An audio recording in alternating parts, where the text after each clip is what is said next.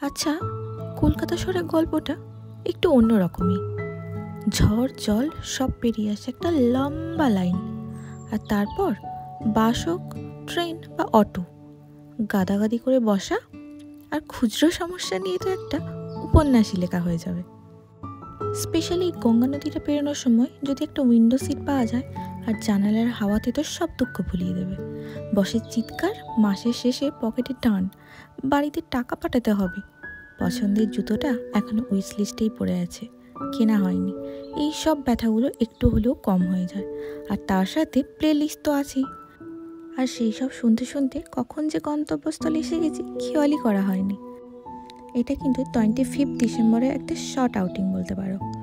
আচ্ছা, এই প্লেসটা কে কে আইডেন্টিফাই করতে পারলে আর কে কে এক্সপ্লোর করেছো অবশ্যই কিন্তু কমেন্টে জানিও। আজ তাহলে এতটাই, নেক্সট পার্টটা নেক্সট ভিডিওতে দেবো। টাটা।